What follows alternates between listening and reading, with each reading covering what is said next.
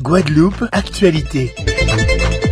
C'est le dimanche 3 juillet qu'aura lieu le Carnaval tropical de Paris. La manifestation carnavalesque se déroulera sur l'avenue des Champs-Élysées avec de nombreux groupes et la présence de quelques pays. Si l'événement s'annonce bien, cependant, il y a un point qui préoccupe les organisateurs, c'est le fait qu'il y aura moins de barrières sur l'ensemble du parcours, faisant craindre une certaine pagaille. D'où le mécontentement de Teddy Lacroix, président de l'association du Carnaval tropical de Paris. Les choses se préparent plus ou moins bien, parce que les groupes sont déjà au rendez-vous. Là, pour ce carnaval du 3 juillet, sur cette avenue des Champs-Élysées où nous sommes aujourd'hui. Et puis, quelques petites complications, parce qu'il y a des petites nouveautés qui sont amenées dans le carnaval tropical. C'est de pouvoir défiler encore sous les Champs-Élysées avec un peu moins de barrières. Mais voilà, il y a des problèmes budgétaires en ce moment sous la ville de Paris qui ne permettent pas d'obtenir des barrières au sein de ce carnaval. Donc là, on est dans une confusion totale, on va dire, concernant cette avenue des Champs-Élysées. On doit monter et descendre sans barrière où les groupes vont se croiser.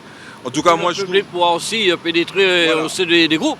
Pour la première fois, le public pourra pénétrer, participer avec les groupes. Mais on imagine déjà le scénario de ce carnaval 2022 avec les groupes qui montent et qui descendent dans une totale confusion. Et je répète encore une fois, c'est que l'outre-mer n'est pas respecté, puisqu'on propose des choses et la préfecture de police, en l'occurrence, nous dit on ne peut pas partir d'un point A vers un point B, et je trouve ça inacceptable. Donc je dis qu'on va se battre jusqu'au bout pour que l'on puisse partir d'un point A vers un point B, parce que en imaginant que tous les groupes défilent sous cette artère des Champs-Élysées sans barrière, sans matérialisation centrale, il y aura une confusion totale et ce carnaval ne sera pas ce qu'on attend. Alors, quand vous parlez de point A, point B, nous sommes sur l'avenue des Champs-Élysées. Derrière vous, il y a l'Arc de Triomphe. Le départ devrait partir. Pour nous, fédération, et respecter le souhait des groupes et le souhait de la fédération de manière générale, c'est de partir du haut des Champs-Élysées et redescendre vers le bas des Champs-Élysées. Et pas monter et descendre avec des groupes qui descendent et qui montent, qui va créer une sorte de cacophonie, une confusion avec les groupes, le public, sous trottoir, dans la rue. Là, on sera dans un total carnaval non maîtrisé. Alors, ce sont des informations de dernière minute, parce que je suppose que ça se prépare. Et là, vous avez été surpris par ces décisions? Pas surpris de cette décision, puisque aujourd'hui, la mairie de Paris, en l'occurrence, ses représentants se sont rendus à la préfecture semaine dernière. On nous dit que le directeur du cabinet a dit non, qu'on ne peut pas faire comme ça, qu'on sera obligé de faire une montée, une descente sur les Champs-Élysées cette année, comme on a l'habitude de le faire, mais on voulait changer et dire voilà, on veut faire autrement. Donc autrement, on a donné un message depuis le mois de janvier qui n'a pas été pris en compte, donc pas pris en compte, donc on se retrouve devant le fait accompli de se dire qu'on va devoir monter sur les Champs-Élysées avec tous les groupes dans la montée, dans la descente, et on perçoit très très mal cette décision prise par la préfecture.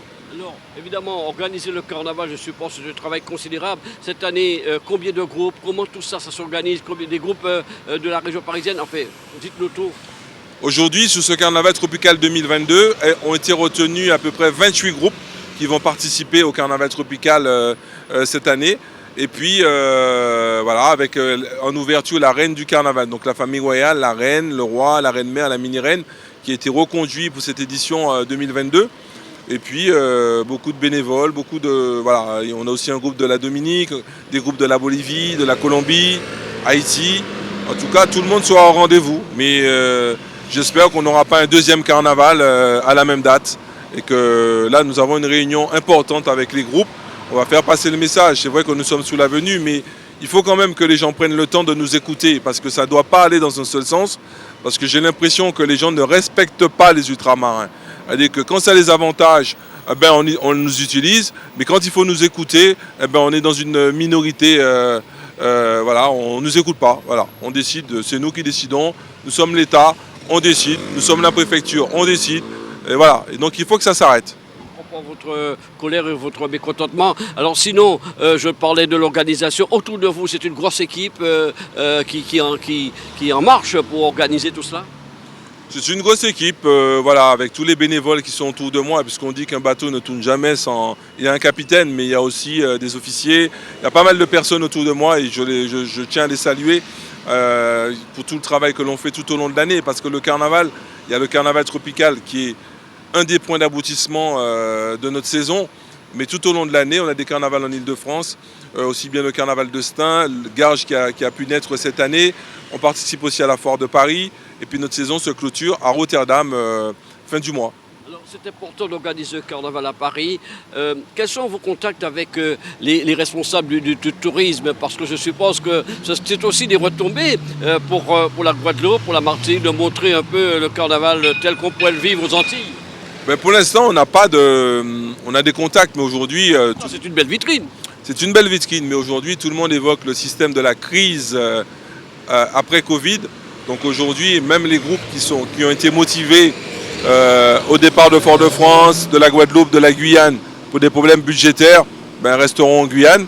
Donc on va faire, tous les groupes qu'on pourra avoir ici en métropole seront des groupes qui sont basés en métropole et qui travaillent avec nous tout au long de l'année. Sauf, je crois qu'il y a le groupe Choukage qui sera accompagné d'un groupe qui vient, des membres d'un groupe Camas qui viennent de la Guadeloupe pour pouvoir participer avec le groupe Choukage à ce carnaval. C'est un groupe à Pau qui viendra sur les Champs-Élysées le dimanche 3 juillet. Je disais, c'est la 21e édition. Est-ce que ce carnaval a évolué au fil des années? Le carnaval a évolué. Il a évolué pour nous, parce qu'on est encore sous les Champs-Élysées, mais on voudrait rapporter une petite touche supplémentaire de façon... on répète depuis 3 ans que le fait de se croiser dans la montée et de la descente, ça crée une cacophonie, etc. Et on voudrait partir du haut et redescendre vers le bas des Champs-Élysées.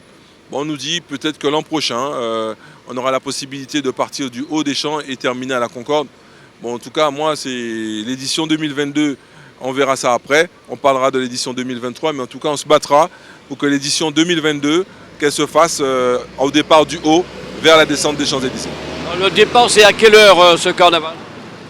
Là encore, il faut être précis, je pense, au niveau des horaires, au niveau de la préfecture de la police. Les Champs-Élysées seront hermétiquement fermés à la circulation à partir de midi, puisqu'on est censé avoir un départ à 13h. On est censé avoir un départ à 13h, donc soyez présents sur les Champs-Élysées pour pouvoir encourager les groupes. Et puis peut-être à côté des Champs-Élysées, pourquoi pas, si ce parcours, ça va dépendre aussi de la décision des groupes que je représente. Merci à vous Teddy Lacroix et puis bon courage pour l'organisation de ce carnaval qui partira donc de point A au point B, en tout cas sur l'avenue des Champs-Élysées. C'est moi qui dis que c'est le souhait des groupes de la fédération de partir d'un point A vers un point B pour éviter de se croiser. Parce que si cette année nous avons moins de barrières, ça veut dire que le public pourra se mélanger au groupe, on ne pourra pas distinguer le groupe. Nous avons fait un carnaval d'un point A vers un point B le 27 février, le premier dimanche gras à Paris, entre République et Porte de la Villette, très très bien passé. Organisation, fédération, en 10 jours, on a tout réglé. Là, une préparation de 3 à 6 mois, cacophonie totale.